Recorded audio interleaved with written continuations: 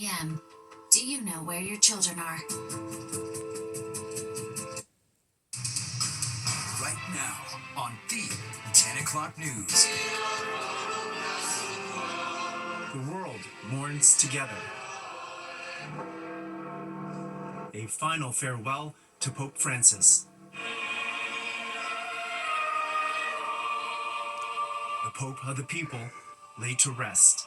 He wasn't someone who looked down on anybody. From the humblest village to the halls of power, his legacy will echo through generations.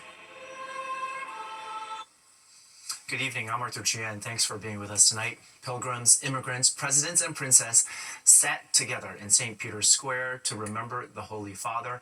More than 250,000 people flocked to the funeral mass, with thousands more lining the streets along the motorcade route through Rome. This is a live look right now at the Vatican as people are still arriving to pray and pay their respect to the late pontiff. Fox 5's Richard Jacobus joins us live in the studio with a look at today's solemn ceremony. Richard. It was very moving, Arthur. Many of the Catholic faithful say that Francis was so much more than their pope. This pope, they say, was someone who was a beacon of hope, a healer, someone who looked upon them much like Jesus looked upon his people. Pope Francis was the people's pope, a humble pontiff who spent his time praying for every Catholic he encountered, while also asking them to pray for him. Today, more than 250,000 of them did, packing St. Peter's Square for one final send-off. It's a quiet, solemn St. Peter's Square on a new day in Rome. The second Sunday of Easter will mark one full week since the late Pope Francis was last seen in public. But just hours ago,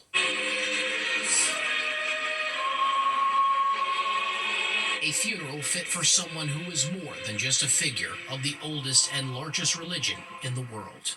He wasn't someone who looked down on anybody. Pope Francis was a beloved leader, a man who transcended borders and lifted faiths.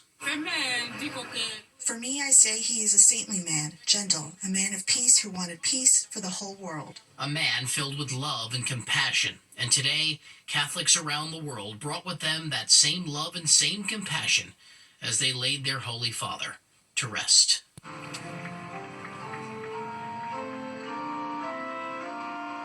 The 2-hour funeral mass beginning Saturday morning inside St. Peter's Basilica, then a silent procession to the thousands waiting in the square. The Catholic faithful and one of the largest gatherings of world leaders, including President Donald Trump and First Lady Melania Trump. Despite his frailty and suffering towards the end, Pope Francis chose to follow this path of self-giving until the last day of his earthly life. He followed in the footsteps of his Lord, the Good Shepherd, who loved his sheep to the point of giving his life for them. Cardinal Giovanni Battista Re with an emotional homily that paid homage to the Holy Father's 47 foreign trips during his papacy, his dedication to migrants, and his commitment to being a faithful servant throughout his 12 years as Pope. And after one final blessing, Pope Francis's modest coffin with the coat of arms and the symbol of the Holy See was lifted up and brought back inside St. Peter's, transferred into the white Pope-mobile.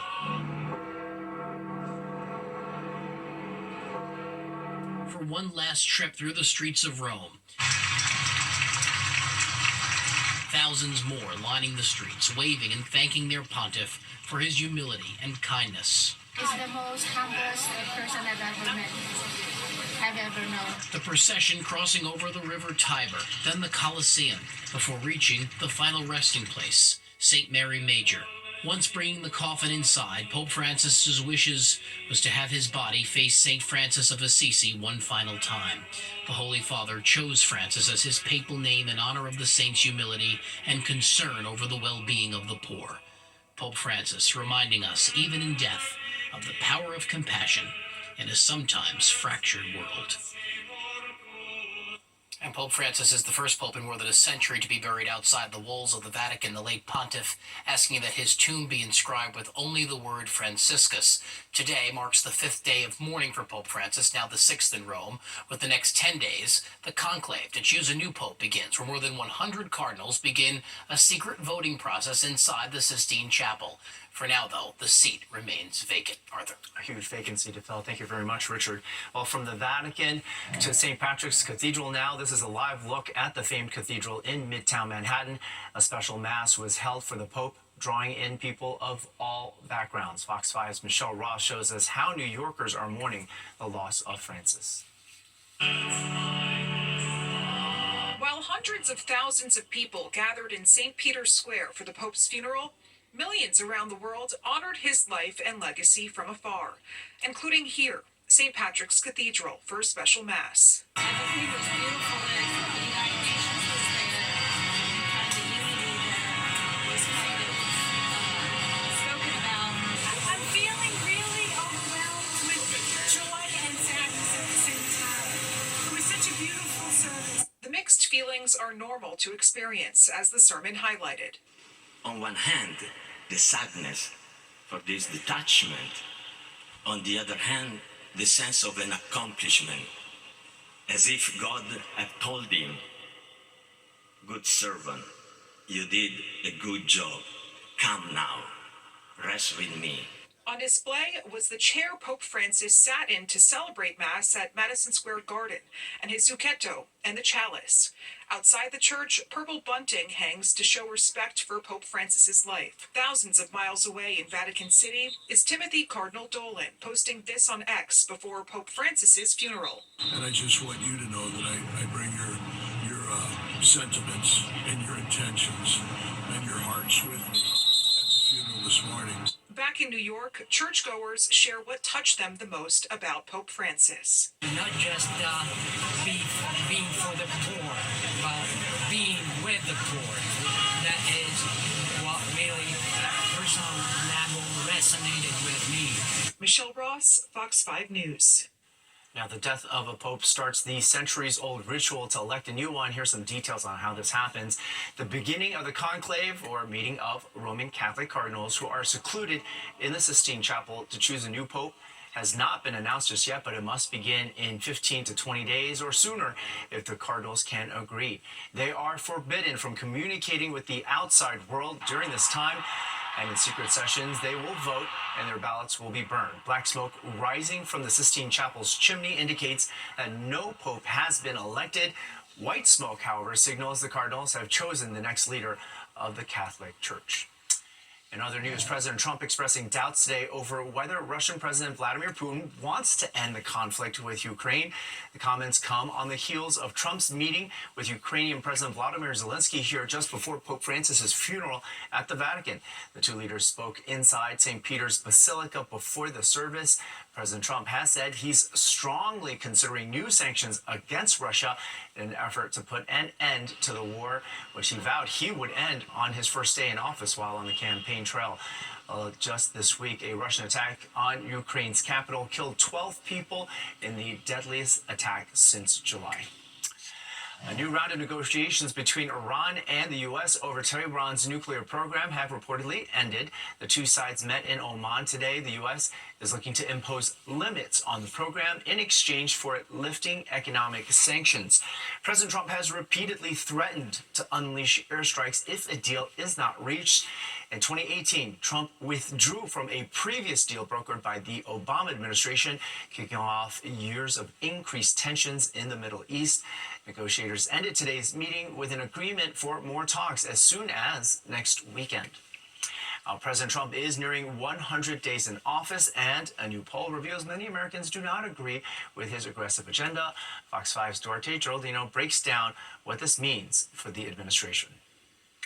As President Trump approaches his 100th day in office, the rapid changes he's making to government and American life are affecting his approval ratings. This is a honeymoon period for most presidencies. You're capitalizing on the reasons that people elected you to office. David Birdsell is a political scientist and senior vice president at Kean University. He says Trump's early numbers are breaking tradition. Most presidents see their support staying very high or even increasing during the first 100 days. He's not seeing that. National polls show Trump's approval rating stuck at around 42%. A survey from the Associated Press and another from the New York Times and Siena College both find most Americans think he's focusing on the wrong priorities, even on immigration and the economy. Among Republicans, support is still high, but there are cracks showing. About 7 in 10 Republican voters still approve of his performance, but compared to the start of the year, fewer now say he's emphasizing the right priorities. The bigger warning signs are around executive power and the economy. Polls show a majority of Americans believe President Trump is overreaching, and with many economists warning tariffs could drag down the economy, the political fallout could get even worse. Many administrations have overinterpreted their mandate. They want a presidency that's a heady experience, but then they try to take it a little bit too far because they didn't get the mandate they thought they got. And I think what we're seeing right now is that the administration is finding the limits of that mandate. And here's the bigger risk. If Trump's approval ratings fall into the 30s, analysts say he could lose the sense of political invincibility that protected him so far. Without it, opposition from Congress, the courts, and civil society could grow even stronger. Duarte Geraldino, Fox 5 News. Here in New York, the north side of Central Park gets a massive upgrade. We're going to be showing you around the rec center, now open to the public at the Harlem Mirror. And lace up those shoes. Runners are about to pound the pavement in 2 different half marathons, both of them tomorrow. And the happiest city in the U.S. is right here in the Tri-State. Why the Big Apple is giving people big smiles. And Audrey Fuentes here with the forecast. Hey, Audrey. A lot of folks are smiling now that the rain has moved off to the east, Arthur. We had some thunderstorms earlier. Now we're starting to dry out. I'll let you know what's next on your weather agenda when the news continues. Good day lately. Pope Francis has died at the age of 88. It's like the death of a day. There's at the hospital. So far, no arrests have been made. The new Davis Center at the Harlem Mirror is now officially open to the public. Ribbon cutting day for the long-awaited transformation was yesterday, and today it opened its doors to all. The $160 million project includes a free public swimming pool and ice rink. Visitors can also enjoy the Harlem Oval, which is a new public green for seasonal events and programs. There will also be free and low-cost programming that includes yoga, dance, and wellness classes, as well as year-round access. The natural landscape there was also restored as part of the construction process. Runners will be lacing up for 2 different half marathons tomorrow. The Brooklyn Half Marathon gets underway at 7 a.m. The course starts in North Brooklyn, winding around the East River through the Williamsburg, Manhattan, and Brooklyn bridges. And from there, the route heads up Fulton Street and Flatbush Avenue before passing through Grand Army Plaza and ultimately ending in Prospect Park. NYC Runs says 25,000 runners are signed up for it. Meanwhile, over in Central Park, New York Roadrunners is hosting the Maybelline Women's Half Marathon. The race starts at 8. Runners begin in Central Park on West Drive near 64th Street. They complete 2 counterclockwise loops in the park and then begin a third. They then turn left onto the 70-second transfers to cross the finish line near the bandshell. The race raises funds for the National Alliance on Mental Illness. And let's take a live look at JFK Airport, where a ground stop was ordered earlier, holding up travelers. JFK is now operating with about 45-minute delays for departures. Newark International Airport was also frozen by a ground stop. Travelers headed to Newark are now facing over an over 4-hour delay, while those leaving the airport face an hour delay. The travel headache was caused by thunderstorms. Speaking of which, Audrey Puente now joins us, and hopefully that's in the past. Those storms are definitely moved offshore. They were quite a finale to what was kind of an on and off rainy day across the tri-state area. It was also a mild day. Our high temperature made it to 72 degrees in Central Park. That was at about 2:30 earlier this. A new survey names New York as the happiest city in the country. You heard that right. Researchers at the Institute for Quality of Life looked at a wide range of different data points to compile their rankings. They include things like the number of people with jobs, healthcare, educational opportunities, access to green spaces, even the percentage of people who vote. New York came in 17th worldwide, with Copenhagen, Denmark, ranking first overall. Coyote chaos in the Bronx are howling so bad that some people say they are unable to sleep. Fox 5's Linda Schmidt goes on the prowl for this scoop. So take a listen to this. This is Mother Nature at its finest. I am on the 16th floor of an apartment building in the Bronx, and this noise traveled all the way up here. I just heard the craziest noise. Summer Kaltner got a spectacular show at 8 o'clock Sunday night from her apartment balcony. My first thought was, oh my goodness, I would not want to be down there with that. It was a pack of coyotes in the Spuyten Duyvil section of the Bronx, serenading residents. It's a little bit deceiving with coyotes because even a handful of coyotes that are in a pack or in a general area, they can sound like a lot more animals than it actually is. It's probably just a small amount of animals, 5, maybe 6 animals that are just making a large amount of noise. Keith Lovett is with the Bronx Zoo. So what is all this howling about? It's territorial. They're basically setting their boundaries. It's a form of communication, but as much as anything else, it's territorial calling to other animals that may be in the area, most notably other coyotes. At 3 o'clock in the morning, they seem to have a convention. People are quite nervous about it, keeping their small pets indoors and things like that. It's kind of scary. Coyotes are not anything new in the Bronx. Experts say they have been a part of the urban landscape for quite some time, feeding off rats, mice, and rabbits. Lovett says the small packs of coyotes can move around. So in the meantime, sit back and enjoy Mother Nature. Oftentimes in urban environments, you lose out on some of that wildlife you would see in more rural or suburban areas. So just appreciate it and recognize that you have wildlife in New York City and appreciate the calls that you were hearing that night. In Spuyten Duyvil in the Bronx, Linda Schmidt, Fox 5 News. Mourners around the world paying their final respects to Pope Francis. When we return, we continue looking at how many are remembering the life and legacy of the late pontiff. And 5 popes, including Francis, have now visited the Big Apple. We're taking a look back at the history of papal visit trips to New York City and the lasting impact they've had on people here in the U.S. You are looking at a live feed at the Vatican right now as we continue remembering the life and legacy of Pope Francis. Hundreds of thousands of people gathered in St. Peter's Square to say their last farewell. Correspondent Connor Hansen has more from Rome. Heads of state, royalty, and mourners from around the world paid their final respects to Pope Francis on Saturday. Among those were President Donald Trump and former President Joe Biden. Private talks between Ukrainian President Vladimir Zelensky and Trump took place on the sidelines of the funeral, the White House calling the discussions, quote, productive. The Vatican says 250,000 people packed into St. Peter's Square in their last farewell to Francis. He wasn't someone who looked down on anybody, whatever it is, your sex, religion, your sexual orientation, your gender, your age. The pontiff was remembered as a pope of the people and for his legacy of caring for even the most marginalized. For me, I say he is a saintly man, gentle, a man of peace who wanted peace for the whole world.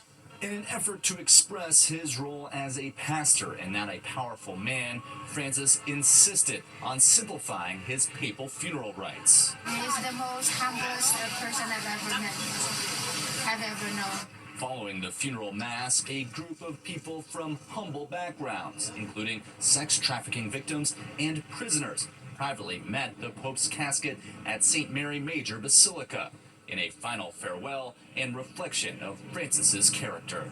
The global Catholic Church now begins 9 days of mourning for Pope Francis. After that, a papal conclave will begin to choose his successor. In Rome, Connor Hansen, Fox News.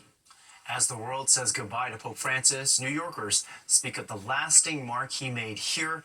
We take a look back at papal visits over the decades.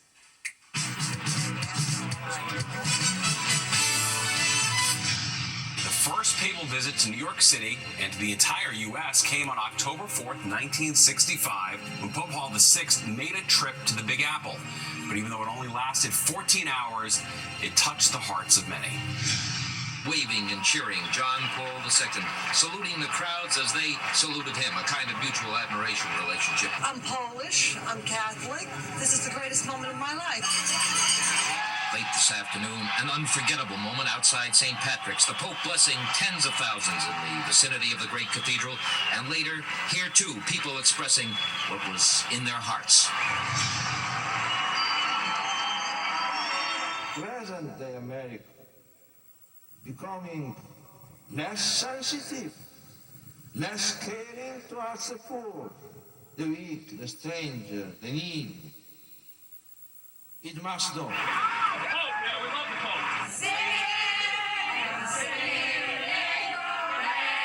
This is the most monumentous thing ever happening in New Jersey. When Jesus was alive, didn't matter whether it was cold or windy, he's there to hear the good news. Our Father, who art in heaven. I feel he's like a saint. I feel very, very happy inside, very glorious to be in his presence.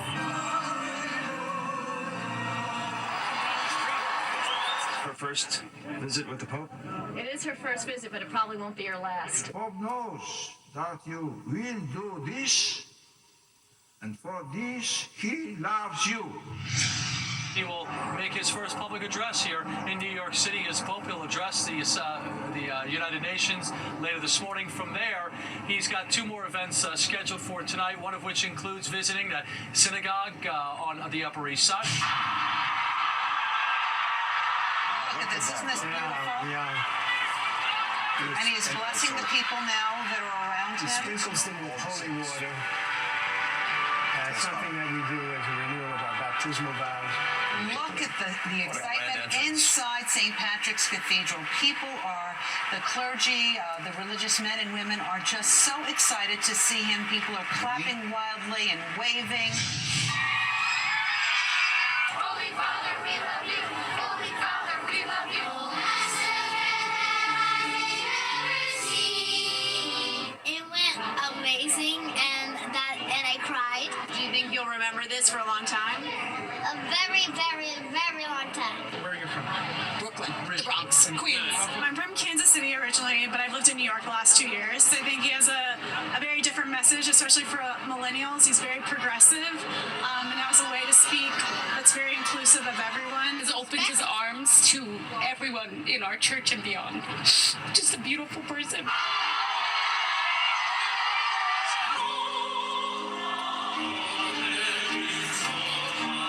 Every single Mass, every single day, we pray for and in union with Francis, our Pope, and now here you are.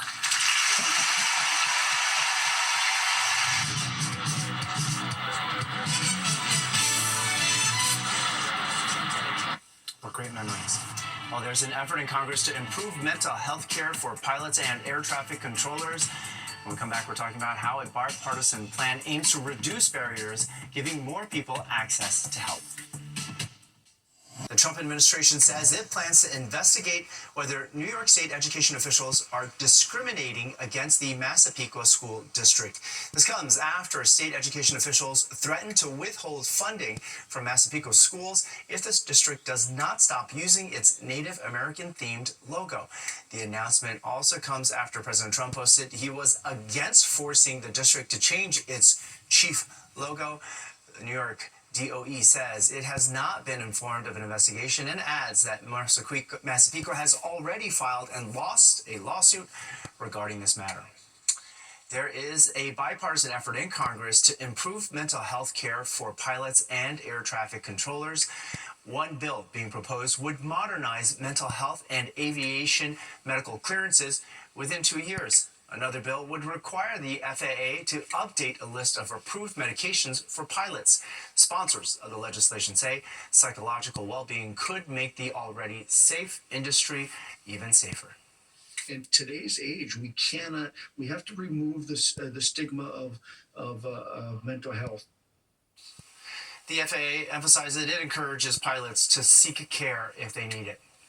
Now, we have been living in summer-like temperatures, but tomorrow is going to feel a little bit different, and maybe it already feels different tonight. Audrey Pence is here with a look at the cool down. Hey, Audrey. The official Earth Day passed earlier this week, but there are plenty of events this weekend aimed at protecting the planet. Fox 5's Duarte Geraldino has more on the festival taking place on Randall's Island. Cloudy skies and rain didn't stop New Yorkers from turning out for Earth Day celebrations. It's a little rainy today, but we're excited to see that people have still come out. The Earth is still here. We can have fun in the rain, and that's what it's all about. On Randall's Island, families marked the occasion with the 12th annual Earth Day Festival. Surrounded by blooming cherry blossoms, kids built their own kites, picked up seedlings and compost, and toured the urban farm to spot signs of spring. This festival celebrates nature and showed young New Yorkers the importance of caring for the environment one plant at a time.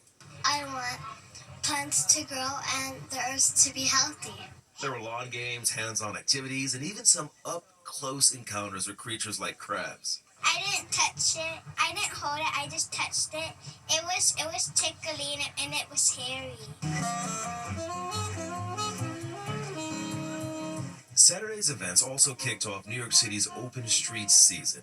54 streets and plazas across all 5 boroughs closed to traffic, making way for live music, food, and so much play. City Bike offered free rides across the city, encouraging New Yorkers to get around without cars. It wasn't just a day of fun, it was a reminder. The celebrations aimed to spark conversations about fighting climate change, protecting green spaces, and reimagining how we share the city. New York City's Department of Transportation Commissioner Idanis Rodriguez joined cyclists to show what the future could look like on New York streets. This is our 9-car-free Earth Day, where we are giving New Yorkers the opportunity for them to experience how an open street can look like. And if you missed Saturday's events and didn't enjoy the Open Streets program, don't worry. There are going to be more dates added.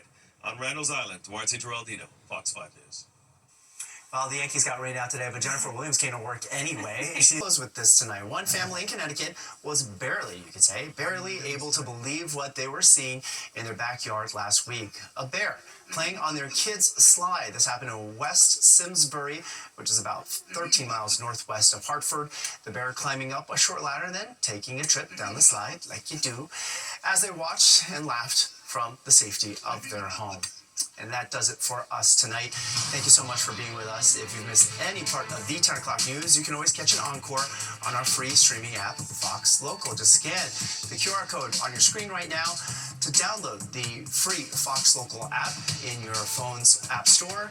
After you do that, you can stream our newscasts anytime from anywhere. Now, we're going to be back here tomorrow night to get you ready for the week ahead. Hope you join us then. In the meantime, have a great, safe, dry night.